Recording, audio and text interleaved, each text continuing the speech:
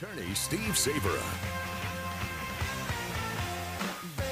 Good afternoon, everyone. This is Attorney Steven Sabra. You're listening to Law Talk on 1480 WSAR. We do this show every Tuesday from 1 to 2 p.m., and it's your opportunity to call in with any law-related questions.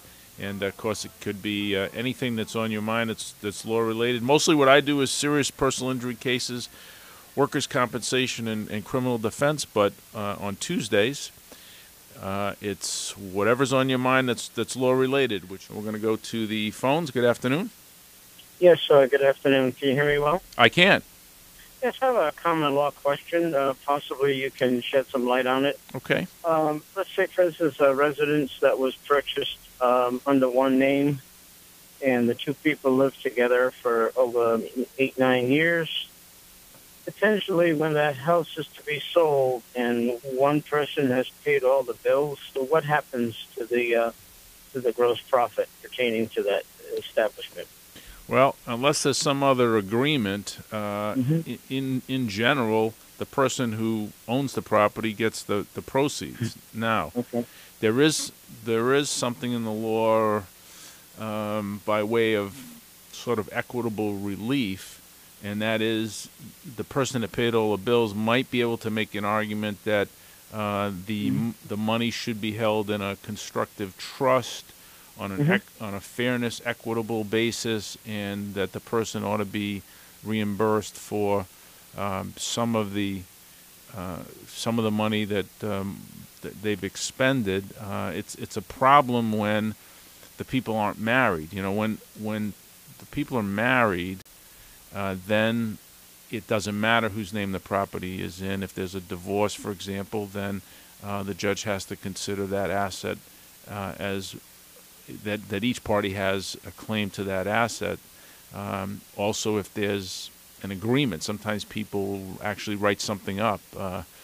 Even though they're not married, they write something up. The house is in so-and-so's name. However, if it's sold, this is our agreement, and that's, I suppose, relatively easy, too, because it's in black and white. But it's a problem when, as you, in your set of facts, where the property's in one person's name, and someone else, the other party has expended significant funds to, I suppose, to maintain it, to fix a roof. That's correct. Yes, mortgage, all the utilities, et cetera, et cetera. Yeah, it makes for a more difficult problem, and it's one of those cases where you would get legal counsel and you would review all the facts, and then you'd have to come up with a decision as far as whether or not it would be worthwhile to pursue it further, depending on the amount that it would cost for legal fees versus the amount that you're trying to recover. If you decide to go forward, then the question becomes, how do you do it? Do you file a complaint in the Superior Court, and then do you try to get some type of injunction to prevent the property from being sold, or some other type of temporary relief so that if the property's sold, the money is held? I mean, there's a lot of different... We're talking in the excess of $125,000, so that's the reason why I was asking that question. Well, it's a good question, and that involves a lot of money. Correct. And it's not an unusual question in today's day and age, because a lot of people don't get married, and but they live together, and then a lot of times you don't think about what's going to happen in the future, and you figure everything's going to be okay, and it's hard to put something in writing in anticipation of something going wrong. It is doable.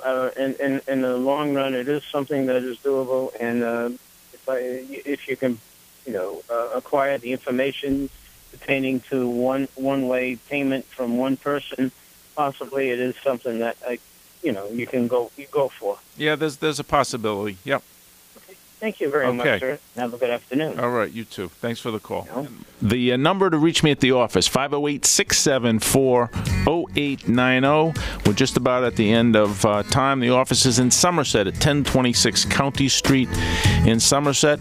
However, on Tuesdays, I am here from 1 to 2 p.m. Again, my name is Attorney Stephen Sabra. You've been listening to Law Talk on 1480 WSAR.